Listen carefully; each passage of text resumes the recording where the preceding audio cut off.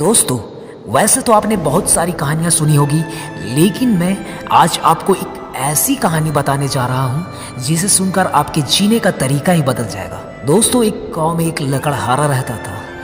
वो हर दिन एक नया पेड़ ढूंढता और उसे काटता था और उसकी लकड़ियाँ बाजार में बेचकर अपना गुजारा करता था।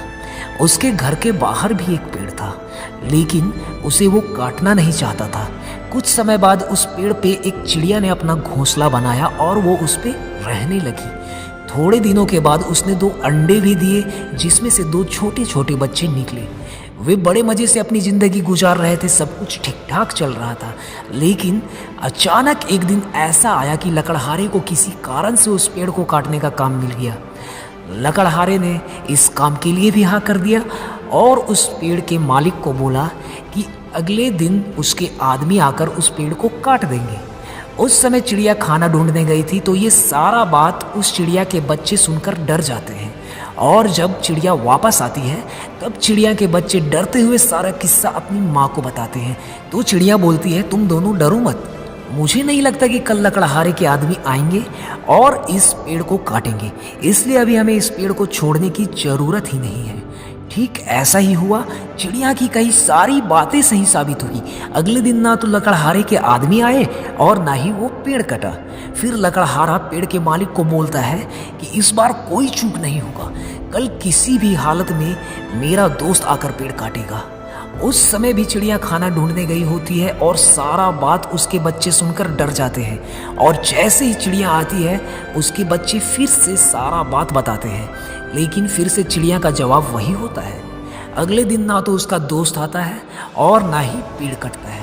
लेकिन तीसरे दिन लकड़हारा पेड़ के मालिक को बोलता है कि मुझे एक और मौका चाहिए, कल मैं खुद आकर इस पेड़ को काटूंगा। ये बात सुनकर चिड़िया तुरंत अपने बच्चों को लेकर दूसरे पेड़ पे चली जाती है। ये देखकर उसके बच्चे चौंक जाते हैं और पूछते हैं, माँ, कल तक तो आपकी सारी बातें सच साबित हुई, लेकिन आज आपने ये पेड़ छोड़ क्यों दिया?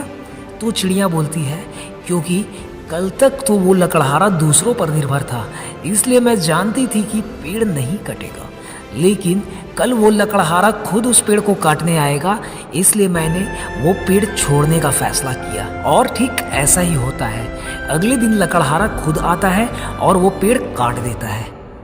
दोस्तों, इससे हमें यह सीख मिलती है कि हमें किसी भी चीज़ के लिए पूरी तरह से किसी और पर निर्भर नहीं रहना चाहिए। दूसरों से मदद लेना या किसी और की मदद करने में कोई बुराई नहीं है, लेकिन अगर आप किसी काम को किसी तय समय पर शुरू करना चाहते हो या किसी तय समय पर खत्म करना चाहते हो, तो उसकी जिम्मेदारी खुद लेनी चाहिए। आप भगवान के भरोसे मत बैठो यार, क्या पता भगवान आपके भरोसे बैठा हो। दोस्तों, ये कहानी कैसा लगा नीचे कमेंट बॉक्स में कमेंट करके बताएं। इसे ज़्यादा से ज़्यादा लाइक करें और अपने दोस्तों के साथ शेयर करें। और ऐसी ही मोटिवेशनल वीडियोज़ के लिए हमारे चैनल हाई स्काई मोटिवेशन को सब्सक्राइब कर बेल आइकन दबाना ना भूलें। धन्यवाद।